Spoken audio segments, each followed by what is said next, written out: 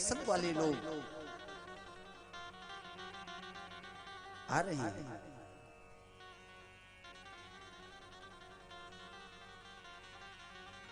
आए तो कन्हैया ने कहा भाई आज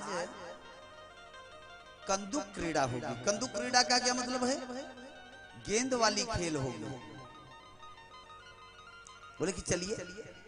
अच्छा एक बात है, कंदुक क्रीड़ा का आध्यात्मिक भाव क्या है? परमात्मा यानी कि इस पृथ्वी के साथ खेलना चाहते हैं। पृथ्वी कैसी है? गोल है, गेंद के जैसी है। तो इस पृथ्वी के साथ खेलना चाहते हैं। और इस पृथ्वी के साथ खेलना चाहते हैं किनको लेकर के? हमारे और आप जैसे ग्वालों को लेकर के खेलना चाहते हैं। यही इसका आध्यात्मिक भाव है। वह गेंद किनकी है? श्रीदामा की। खेल रहे हैं और खेल खेल में ही एक दंड का प्रहार किया और वह गेंद जाकर के यमुना नदी में गिर पड़ी। बोले कि कन्हैया अब आप मेरी गेंद ले आकर के मुझे दो। बोले कि भैया इसमें कालिया रहता है, मैं जाऊंगा तो सीताराम हो जाऊंगा। बोले कि नहीं, मुझे गेंद चाहिए सो चाहिए। अब हट बांध लिया, हट कर लिया। भगवान श्री कृष्ण समझा रहे हैं। बोले कि नहीं, बोले कि हम आपको दूसरी दे देंगे। तो जो बच्चे होते हैं जैसे 15 साल की पूर्व वाले, वो कहते हैं कि नहीं मेरी गेंद लाल नीली पीली काली हरे रंग की थी। तो नीली पीली काले हरे रंग का क्या आशय है? यह पृथ्वी नीली पीली काले हरे रंग की भी है। कैसे? जब गेहूं छोटा छोटा रहता है तो कैसा रहता है? हरा होता है। और जब सरसों इत्यादि उसमें जब फूल आ जाते हैं तो पीली हो जाती है। लाल जब सिंचाई होती है तो हल्की सी भूमि लाल सी दिखती है।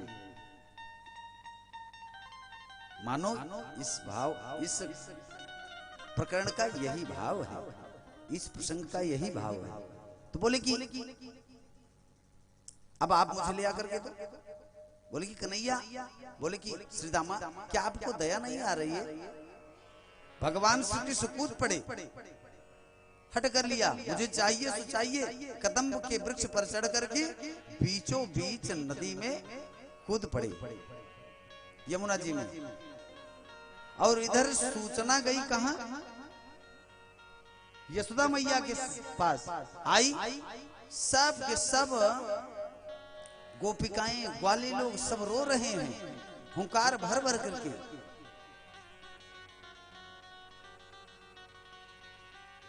अरे मेरे जीवन के आधार, इस प्रकार से इधर रो बिलख रहे हैं सब के सब गोपिकाएं।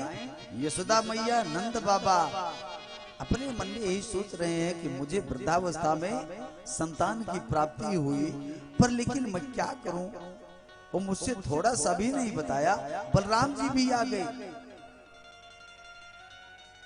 कहते हैं बाबा जी वही कन्हैया मुझे दोष लगा रहा था। अगर शायद है कि मैं होता तो ऐसी स्थितियां न होती।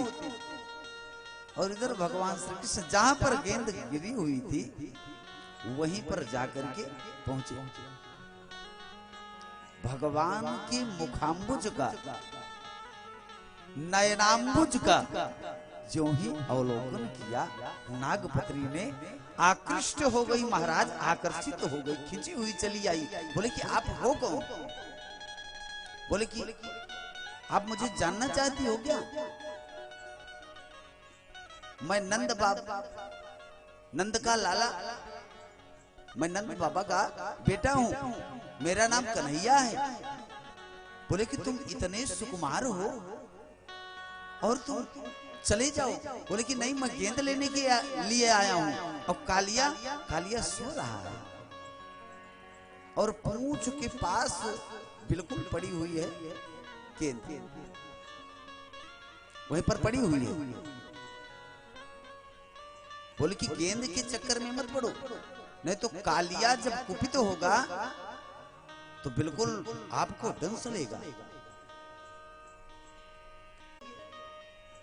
भगवान तो गेंद ले आने के लिए गए ही हैं। तो भगवान जब गए तो बच्चों का तो यह स्वभाव है, तो पूंछ को तुरंत अपने चरण से कुचल दिया। और जब कुचल दिया तो कालिया बिल्कुल क्रोध में हो करके अपने 7 फणों का दर्शन कराया। और जो ही दर्शन कराया त्यों ही तुरंत लपेट लिया, भगवान श्री कृष्ण को तुरंत लपेट लिया। और उसी जल में ही परमात्मा प्रभु कौतुकी हैं, विराट स्वरूप का, बड़े मोटे ताजे लंबे होने लगे।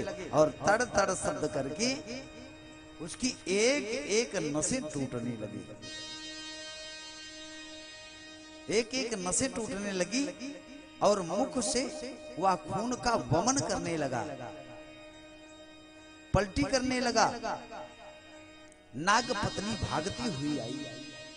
अरे हे परमात्मा प्रभु, मेरे आप सिंदूर को तो देखिए, बचा दीजिए, इतनी कृपा कीजिए। जब सिंदूर की बात आई तो तुरंत भगवान सिमट गए। बोले कि क्या करूं? नाग पत्नी ने कहा, मैं समझ रहा हूं, न्यायो ही दंडः, न्यायो ही दंडः कृत किल विशेषमिस् तवावतारः खल निग्रहाय रिपोः सुता नामपि तुल्य दृष्टे धात्से सामदमं फल मेवानुशंसना। प्रभु, आपके दंड में न्याय निहित है। आचार्य जनों गुरुजनों के उस दंड में उस शिष्य का कल्याण है। आप जब लोगों को जब दंड देते हो मनुष्यों को, तो उस दंड में भी आपकी कृपा निहित है, आपकी कृपा ही निहित है। न्यायो ही दंडः कृत किल विशेषमिस्। हे प्रभु, ये जो पलटियां हुई खून की, ये और कोई किसी की पलटी नहीं है, ये अभिमान रूपी विष की पलटी है महाराज, अभिमान रूपी विष की पलटी है। और मैं तो कहती हूं, तवावतारः खल निग्रहाय, आपका अवतार ही दुष्टों के मान का मर्दन करने के लिए होता है। रिपोः सुतानामपि तुल्य दृष्टे दत्सेदमं फल मेवानुशंसना। अनुग्रहोऽयं भवतः कृतो हिनो दंडो सतां ते खलु कल्मषापः। हे प्रभु परमात्मा परम तत्व प्रभु, आपने जो दंड दिया इनके ऊपर न्याय किया है।